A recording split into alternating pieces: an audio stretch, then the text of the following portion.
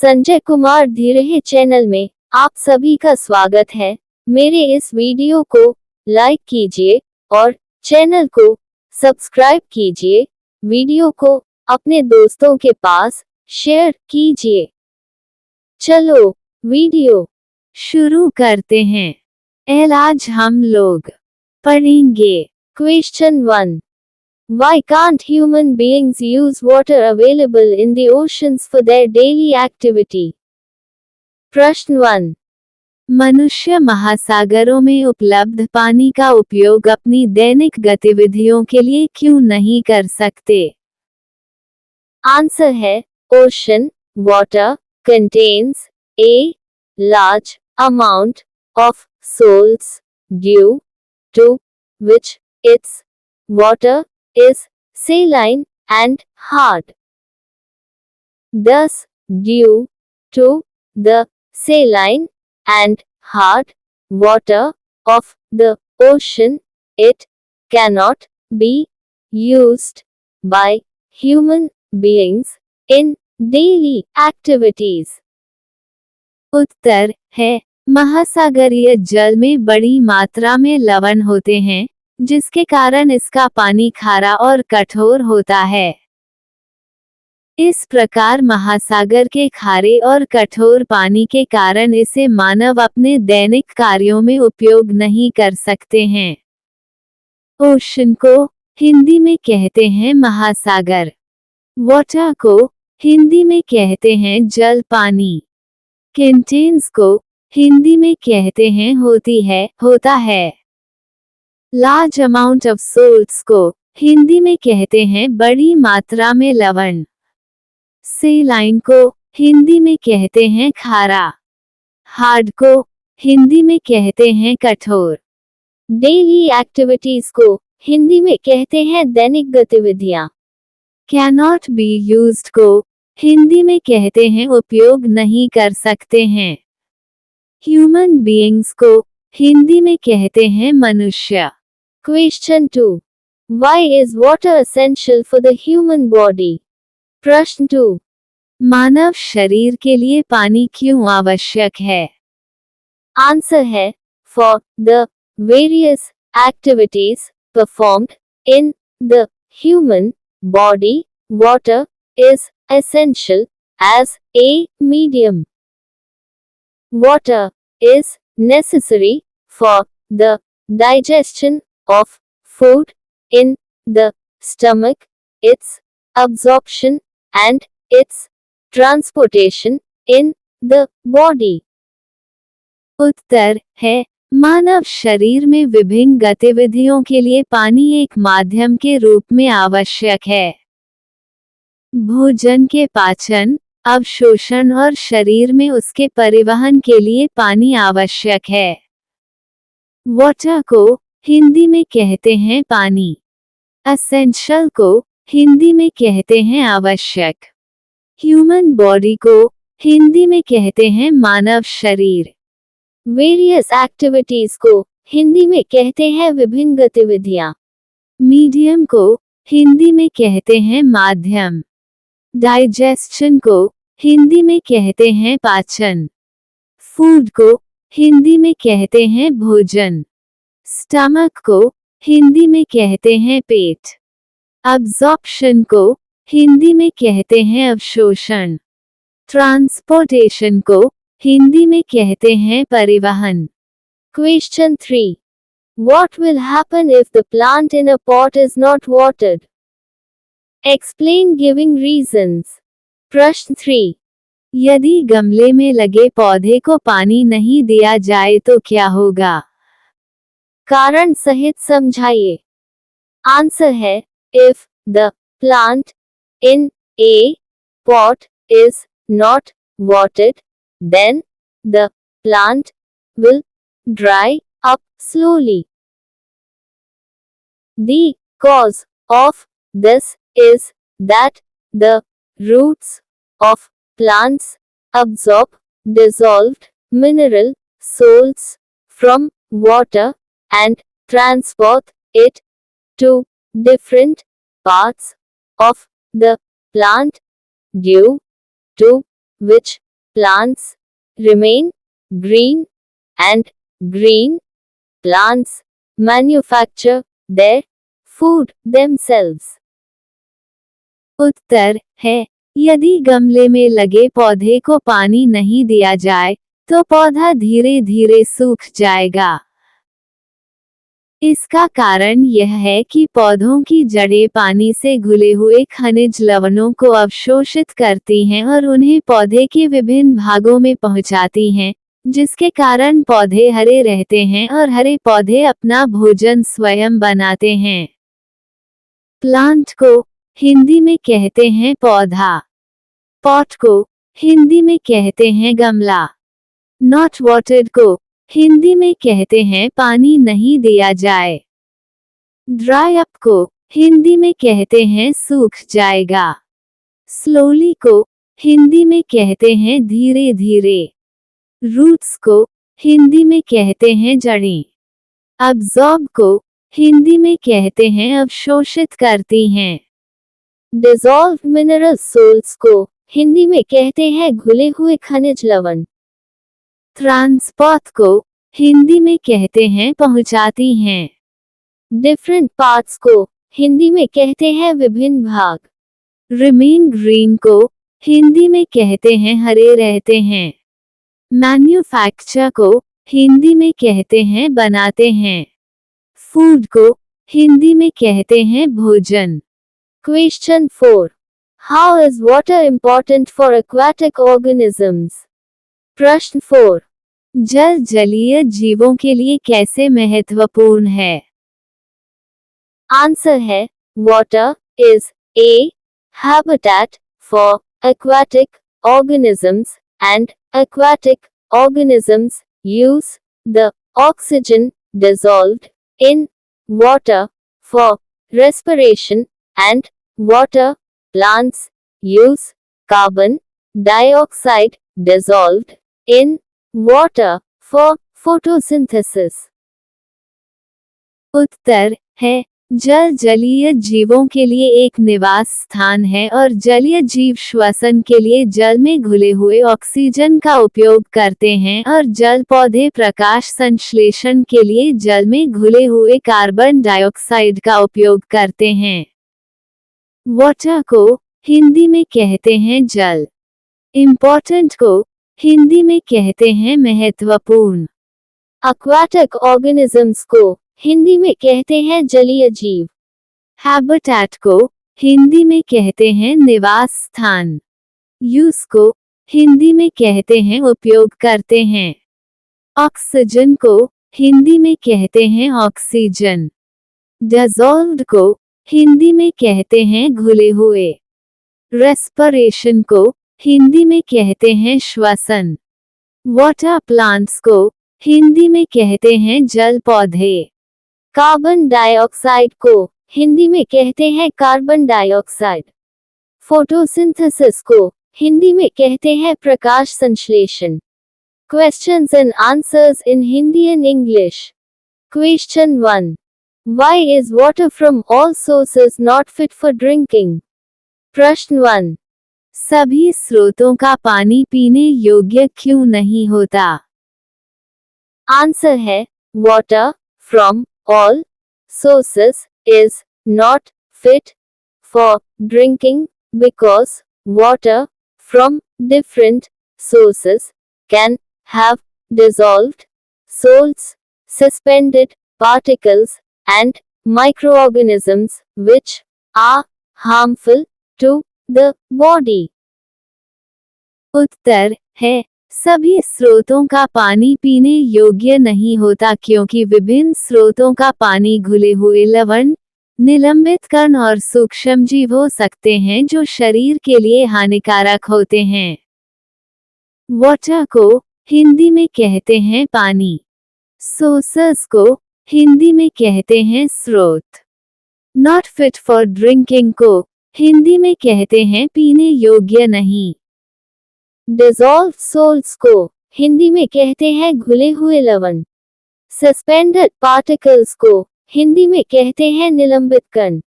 Microorganisms को हिंदी में कहते हैं सूक्ष्मजीव। हार्मफुल को हिंदी में कहते हैं हानिकारक। बॉडी को हिंदी में कहते हैं शरीर। Question 2. Which methods are applied to make water fit for drinking? प्रश्न 2. पानी को पीने योग्य बनाने के लिए कौन कौन से तरीके अपनाए जाते हैं? आंसर है to make water fit for drinking. It should be boiled and then filtered. Some chemicals like potassium permanganate and bleaching powder can also be added to it. To remove suspended impurities of water at home, we can use a filter fitted with a ceramic candle. Nowadays, ultraviolet rays are also used to make water germ-free. उत्तर है पानी को पीने योग्य बनाने के लिए इसे उबालकर छान लेना चाहिए।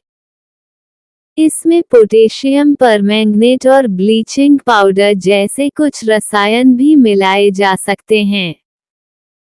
घर पर पानी की निलंबित अशुद्धियों को हटाने के लिए सिरेमिक कैंडल वाला फिल्टर उपयोग किया जा सकता है। आजकल पानी को कीटाणु मुक्त करने के लिए पराबैंगनी किरणों का भी उपयोग किया जाता है। मेथड्स को हिंदी में कहते हैं तरीके। एप्लाइड को हिंदी में कहते हैं अपनाए जाते हैं। फिट फॉर ड्रिंकिंग को हिंदी में कहते हैं पीने योग्य। बॉइल्ड को हिंदी में कहते हैं उबालना। फिल्टर्ड को हिंदी में कहते हैं छानना। केमिकल्स को हिंदी में कहते हैं रसायन। पोटेशियम परमैंगनेट को हिंदी में कहते हैं पोटेशियम परमैंगनेट। ब्लीचिंग पाउडर को हिंदी में कहते हैं ब्लीचिंग पाउडर। सस्पेंडेड इम्प्योरिटीज को हिंदी में कहते हैं निलंबित अशुद्धियां। सेरामिक कैंडल को हिंदी में कहते हैं सिरेमिक कैंडल। अल्ट्रावायलेट रेज को हिंदी में कहते हैं पराबैंगनी किरणें। जर्म फ्री को हिंदी में कहते हैं कीटाणु मुक्त। Question 3. What do you understand by distilled water? प्रश्न 3. आप आसुत जल से क्या समझते हैं? आंसर है distilled water is the purest form of water. It is required for conducting experiments in laboratories. Distilled water is obtained by evaporating water to produce water vapor and then condensing these water vapors to get water. उत्तर है आसुत जल पानी का सबसे शुद्ध रूप है। ये प्रयोगशालाओं में प्रयोग करने के लिए आवश्यक है। आसुत जल को पानी को वाष्पित करके जल वाष्प प्राप्त करके और फिर इन जल वाष्पों को संघनित करके प्राप्त किया जाता है। डिस्टिल्ड वाटर को हिंदी में कहते हैं आसुत जल। प्योरेस्ट फॉर्म को हिंदी में कहते हैं सबसे शुद्ध रूप। रिक्वायर्ड को हिंदी में कहते हैं आवश्यक। कंडक्टिंग एक्सपेरिमेंट्स को हिंदी में कहते हैं प्रयोग करने के लिए। लैबोरेटरीज को हिंदी में कहते हैं प्रयोगशालाएं। ऑब्टेन्ड को हिंदी में कहते हैं प्राप्त किया जाता है। एवापोरेटिंग को हिंदी में कहते हैं वाष्पित करना। वाटर वेपर को हिंदी में कहते हैं जल वाष्प। कंडेंसिंग को हिंदी में कहते हैं संघनित करना। Question 1. Why is water called a universal solvent? प्रश्न 1. पानी को सार्वभौमिक विलायक क्यों कहा जाता है? आंसर है Water has the ability to dissolve a large number of substances in it. Therefore, it is called a universal solvent. उत्तर है पानी में बड़ी संख्या में पदार्थों को घोलने की क्षमता होती है, इसलिए इसे सार्वभौमिक विलायक कहा जाता है। यूनिवर्सल सॉल्वेंट को हिंदी में कहते हैं सार्वभौमिक विलायक। एबिलिटी को हिंदी में कहते हैं क्षमता। डिसॉल्व को हिंदी में कहते हैं घोलना। लार्ज नंबर ऑफ सब्सटेंसेस को हिंदी में कहते हैं बड़ी संख्या में पदार्थ। कोल्ड को हिंदी में कहते हैं कहा जाता है। Answer these questions. Question 2. Write the names of some of those salts that are present in sea water. Question 2. समुद्र के पानी में उपस्थित कुछ लवणों के नाम लिखें। Answer है in 1 liter of sea water there are about 35 grams of salts. Common salt sodium chloride is the main salt present, but small quantities of sodium bromide, magnesium chloride, and potassium iodide are also present. उत्तर है 1 litre समुद्र के पानी में लगभग 35 ग्राम लवण होते हैं। सामान्य नमक सोडियम क्लोराइड मुख्य लवण है, लेकिन सोडियम ब्रोमाइड, मैग्नीशियम क्लोराइड और पोटेशियम आयोडाइड की थोड़ी मात्रा भी मौजूद होती है। Question 3. Write short notes on है A. Saturated solution, B. Solubility. Question 3. निम्नलिखित पर संक्षिप्त टिप्पणी लिखें है A. संतृप्त विलन, B. विलीयता। आंसर है A. Saturated solution है A. Solution that cannot dissolve any more solute at a given temperature is called a saturated solution. एक संतृप्त विलन है एक विलन जो दिए गए तापमान पर अधिक घुलनशील पदार्थ को घोल नहीं सकता, उसे संतृप्त विलन कहा जाता है। B. Solubility है the maximum quantity of a given substance that can dissolve in 100 milliliter of water at a specific temperature is the solubility of the substance at that temperature. B. विलीयता है एक निश्चित तापमान पर 100 millilitre पानी में घुलने योग्य किसी दिए गए पदार्थ की अधिकतम मात्रा को उस तापमान पर उस पदार्थ की विलेयता कहते हैं। Question 4. Due to which property of water does sunlight reach the water plants? Question 4. पानी के किस गुण के कारण सूर्य का प्रकाश जल पौधों तक पहुंचता है? आंसर है due to the transparency of water, sunlight reaches the water plants. उत्तर है पानी की पारदर्शिता के कारण सूर्य का प्रकाश जल पौधों तक पहुंचता है। Answer these questions. Question 1. How do plants and animals living inside water in cold regions survive even after the freezing of water? Question 1. ठंडे क्षेत्रों में पानी के अंदर रहने वाले पौधे और जानवर पानी के जमने के बाद भी कैसे जीवित रहते हैं? Answer है in extremely cold climates, when the atmospheric temperature is less than 0 degrees Celsius, the water on the surface of seas and ponds starts freezing. Since ice is less dense than water, it floats on the water surface. As ice is a poor conductor of heat. The heat trapped inside the water cannot escape, maintaining a comparatively higher temperature in the water below. This is why creatures living in cold regions survive underwater even though the surface is frozen. Question 2. State the reason why ice floats on water. Question 3. How would you identify hard and soft water?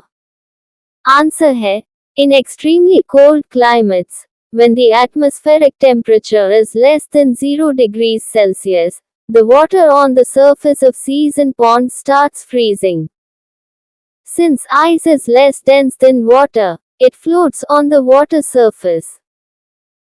As ice is a poor conductor of heat, the heat trapped inside the water cannot escape, maintaining a comparatively higher temperature in the water below. This is why creatures living in cold regions survive underwater even though the surface is frozen. उत्तर है, अत्यधिक ठंडे मौसम में जब वायुमंडलीय तापमान 0 degree Celsius से कम होता है, तो समुद्रों और तालाबों की सतह का पानी जमने लगता है। बर्फ पानी से कम घनत्व वाली होती है, इसलिए यह पानी की सतह पर तैरती है। बर्फ ऊष्मा का खराब संवाहक होती है, इसलिए पानी के अंदर फंसी हुई ऊष्मा बाहर नहीं निकल पाती और नीचे का पानी तुलनात्मक रूप से अधिक गर्म बना रहता है। इस कारण ठंडे क्षेत्रों में पानी के अंदर रहने वाले जीव जीवित रहते हैं, जबकि सतह पर बर्फ जम चुकी होती है। Question 2. State the reason why ice floats on water. Question 2. कारण बताएं कि बर्फ पानी पर क्यों तैरती है। Answer है, typically, the solid form of a substance is denser than its liquid form. However, the behavior of water is the opposite है, the liquid form of water is denser than its solid form.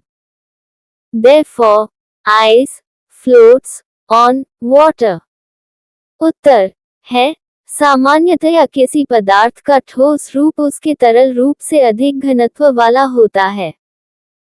लेकिन पानी के मामले में इसका व्यवहार विपरीत होता है, पानी का तरल रूप उसके ठोस रूप से अधिक घनत्व वाला होता है। इसलिए बर्फ पानी पर तैरती है। Question 3. How would you identify hard and soft water? Question 3. आप कठोर और मुलायम पानी की पहचान कैसे करेंगे?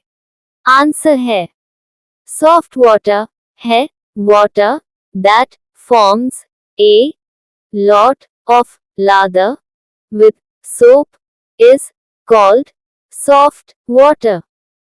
Answer है, मुलायम पानी है पानी जो साबुन के साथ बहुत झाग बनाता है, उसे मुलायम पानी कहा जाता है। hard water है water that does not produce good lather with soap is called hard water. कठोर पानी है पानी जो साबुन के साथ अच्छा झाग नहीं बनाता है, उसे कठोर पानी कहा जाता है।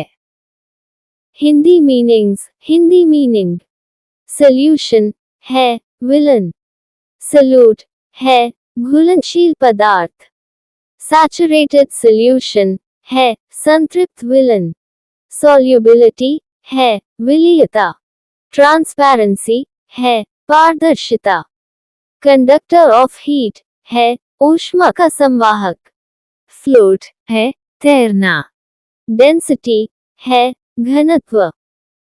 संजय कुमार धीरे चैनल में आप सभी का स्वागत है। मेरे इस वीडियो को लाइक कीजिए और चैनल को सब्सक्राइब कीजिए, वीडियो को अपने दोस्तों के पास शेयर कीजिए। चलो